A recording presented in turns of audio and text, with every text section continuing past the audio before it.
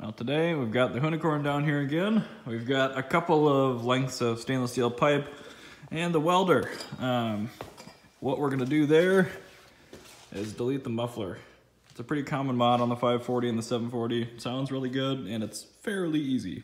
So it's just some scrap pipe that we've got, and this is 3-inch stainless steel.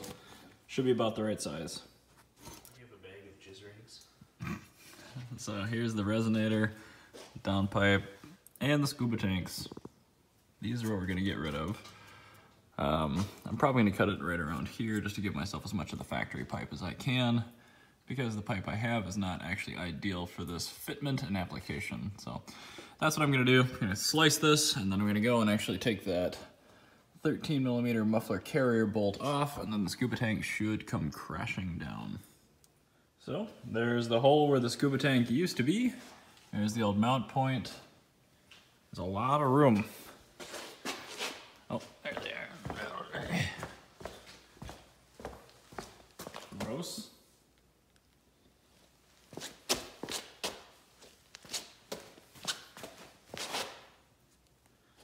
So I have these two pieces of scrap pipe, and actually, it looks like they're gonna be fairly close to what I want. So I've taken my scribe, also known as a pick, sort of lightly marked on the bumper where I'm gonna cut. So I'm gonna hog that out, and then hold it up again, see how close we are and how straight the pipe is, and then start welding. So that's how we're looking right now. Tiny bit of an angle, but not terrible. And this is a cheap car that nobody cares about, so the pipe's a little bit bigger than the 2 3/4, 2.5 on the car. And unfortunately, I've only got mild wire with me, so I'm gonna finish it up with that, but I think this should be good. I'm gonna weld it up and we'll fire it up and see how she sounds. There we have her, all welded up. Now I gotta drop her down and see how she sounds.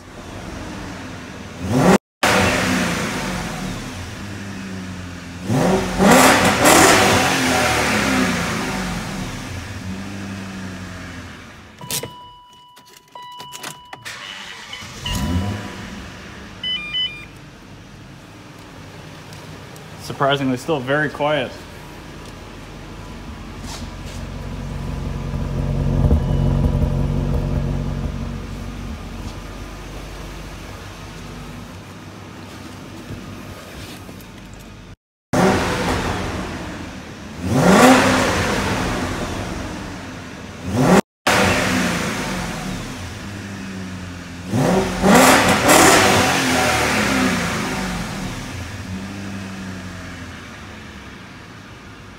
Definitely sounds better.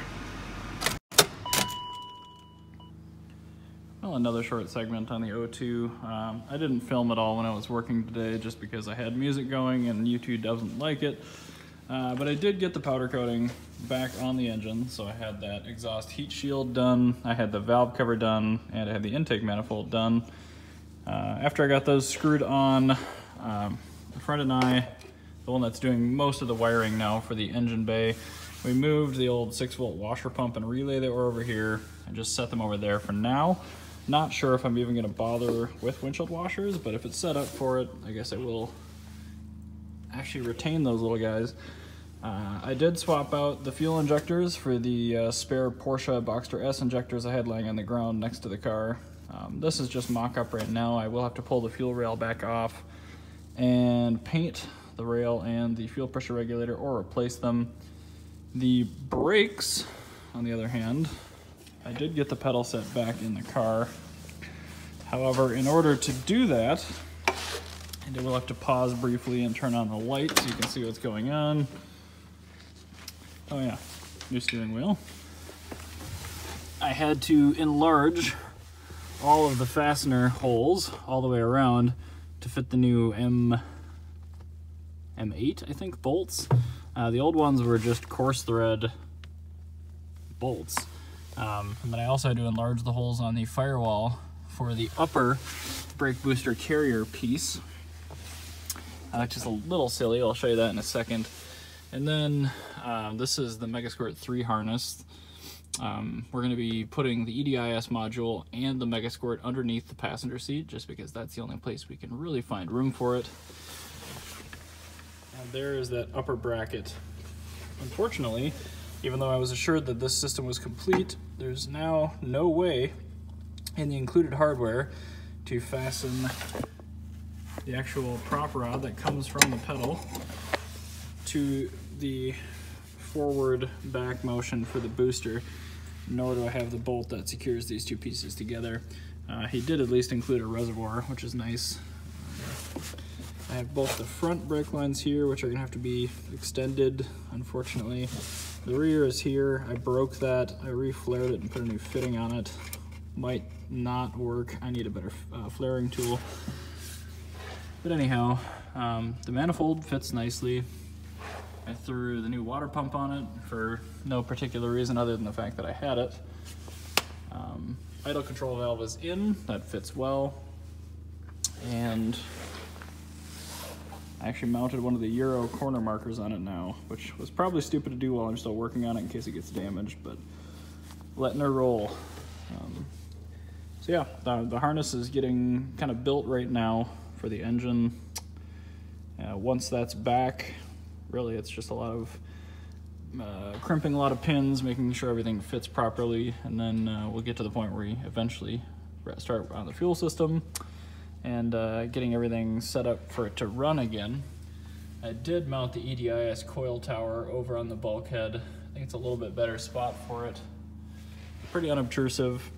I did try to mount my new radiator I showed you guys in an earlier video. Unfortunately, it doesn't even come close to fitting in this car, so I'm not sure exactly what's going on there. I'll try to contact the seller I bought it from on the O2 forum and see, maybe it's just a late model 2002 radiator that doesn't fit. My old radiator doesn't leak or anything, but it would be nice to have a new one because it looks a little crunchy. Anyhow, that's kind of all I have for today, but figured I'd fill you in on the few little odds and ends on the Project O2. Next time I come back out here, I'm going to be working more on that clutch master cylinder, or sorry, clutch slave cylinder. I did buy another spare Detleting 242 that has a slave, the brackets, and the little actuator push rod on it. So worst case, I have those parts.